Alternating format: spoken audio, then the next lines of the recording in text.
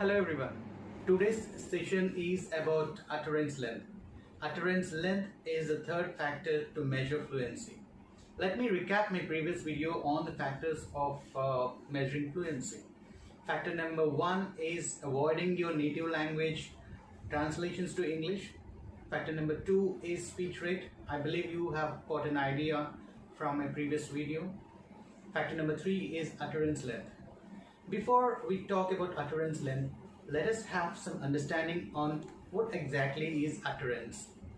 Utterance is a vocal expression. It is an uninterrupted chain of spoken language. Here, uninterrupted means without any ineffective pauses or fillers or filler words. I'll explain you what are these fillers, filler words and ineffective pauses. Pauses are of two types. One is effective pause and another one is ineffective pause. We all give proper effective pauses whenever we converse with people, whenever we give a speech or a presentation or we preside a seminar. This is to make our audience and listeners understand our speech in a better way. For example, if I say, my name is Banu, I live in India, I'm a speaking instructor. If I say like this, my audience or listeners will find it hard to understand.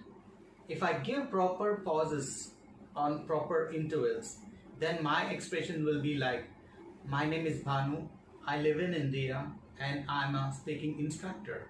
Here you can notice a clear pause that is given after completion of every sentence. We all do the same. We all give effective pauses while conversing to express our views. Sometimes we give pauses after a phrase. Sometimes we give pauses after a clause. Sometimes we give pauses even after a small interval.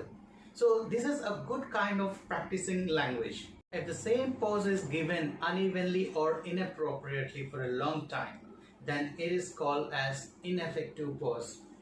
Remember, this kind of pauses will damage your fluency completely.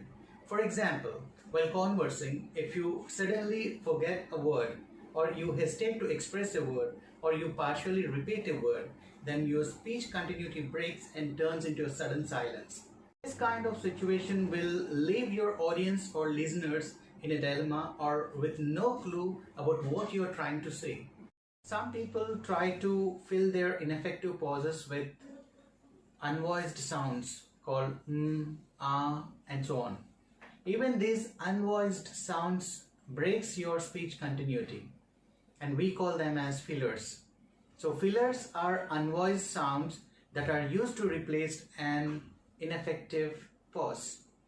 Nowadays, people have started to follow a new trend of replacing their ineffective pauses with filler words. Filler words are like, actually, what I mean to say is, so, and so on. So these kind of words, though they are not related to their conversation, though these kind of words does not add any expression to their conversation, still used to fill up their speech breaks.